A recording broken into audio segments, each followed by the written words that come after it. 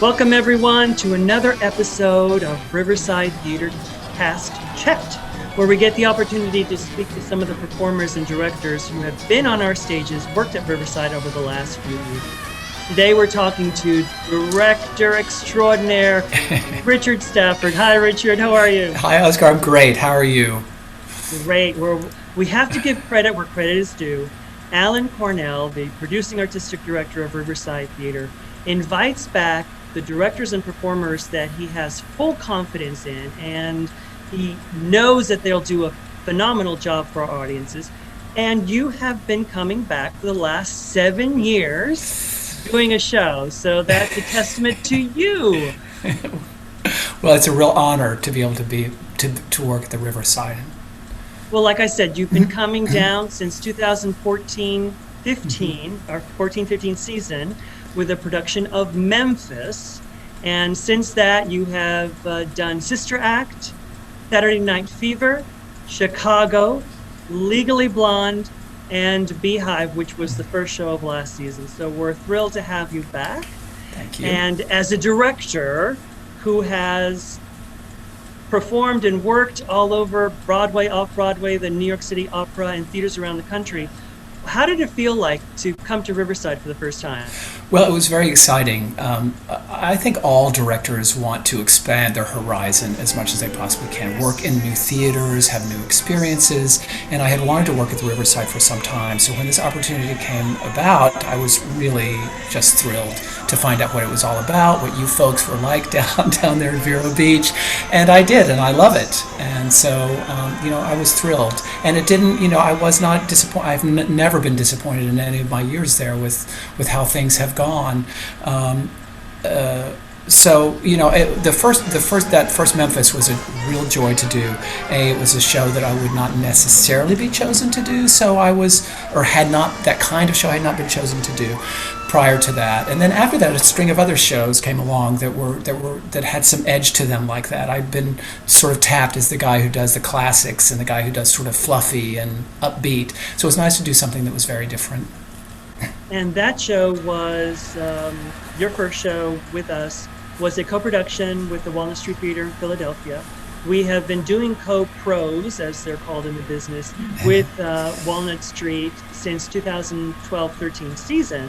So a co-production, for those who are unaware, is where two theaters come together and sort of put on a show together. So the show is built here in Vero Beach, is performed here in Vero Beach, and the whole cast, costume sets, all go to Philadelphia and are performed there. So what are the advantages or tweaking that needs to happen when you do a show in Vero and then in Philadelphia? Well, the advantages are that it's a bigger budget. There are two theaters that are putting this together, so it's wonderful to have more of a production value, perhaps, as these two theaters. I mean, all the production values are wonderful at the Riverside, but this is sort of the coming together of two theaters. And also, I think very positive is you have two, or I've always seen it as a positive, you have two different ideas that need to come together so that this can be a production that works for both theaters, which I think that we've been able to do in each of these productions. I've been very proud of the production at the Riverside, and then moving it on into the Walnut Street. I've always loved the product there as well.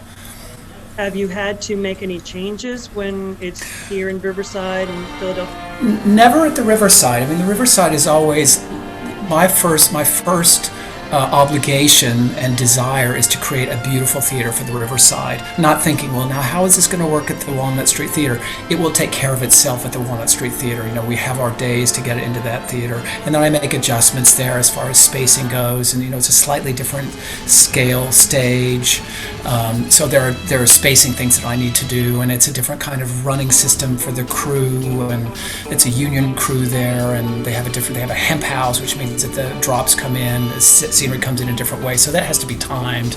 And also it's just getting a whole new staff involved in a show quite quickly, a whole new tech crew, and that just takes some time and finessing, and they bring their own feeling to it, but it's the same show, and it does really beautifully in both theaters. Well, Memphis was not a show that was well known when it played here, but audiences absolutely fell in love with it. And Yeah. segueing to one of my favorite shows that you did was Chicago, which is spectacular. The costuming, the dance, you did a phenomenal job in putting it all together. Any special Thank recollections you. on It that was, show? again, such a joy to do. And I'm glad that we're talking about that show because it was a show that I had wanted to do. And I think any director, choreographer, or person who has dance in them wants to do a production of Chicago at some point in their lives. And to do a really big, beautiful, high budget, extravagant production of Chicago, to be able to really do what you want in it is just, it's a dream come true. So we had a brilliant casting. Alan Cornell, producing artistic director, really knows how to cast a show, and I learned so much from my time with him in New York, putting that cast together, and I thought they all just worked so beautifully together. So really every bit of it. I worked with Kurt Alger, the costume designer. He did a beautiful job. All of the artistic staff, the artistic creators were new to me, and I loved working with each and every one of them. Well, the last show we'll talk about is Beehive, which was the first show of the season. Now, Beehive does not have a book, a story that overarches the whole show from beginning to end like the other ones that you've done before. What are the challenges for a show that doesn't have a specific story in and of itself from beginning to end? Well, it's a positive challenge, but I think it's again, in the casting, is that one has to really find the very finest performers to tell a story through song and dance. There wasn't as much dance in this, but I put in as much as I possibly could and found performers who could dance as well. I knew that would always be an important, element to try to find ways to move through the sounds of the 60s. And we did that. Alan really hammered home this idea of finding six fabulous women who could do this show for us, and we did. So, and also for me as a director, it's how can we tell a story or give the idea, the vividness of that decade, which was my goal, and I think that we did that with these performers and everybody. It's again costumes, set, lights, band, the whole thing coming together to make that happen. Well, there's no question that the production was amazing. And yes, each song in and of itself has a little story, but putting it all together in one show really did have an overreaching story from the beginning, from the 60s that started off so innocent to the late 60s that sort of became more reality for people. Yes. So yes. A testament to the director who put it together. Oh, thank you. Well, Richard, we're thankful for the time that you've spent with us here. We're so looking forward to you coming back very soon next season. And we are, I'm glad we've been able to share your face with some of the people in our audience who know your shows but don't know you. So thank you again for your time. Thank you so much. It's a pleasure talking to you. I can't wait to get back down to the Riverside and you and everyone at the theater and your audiences. So thanks again.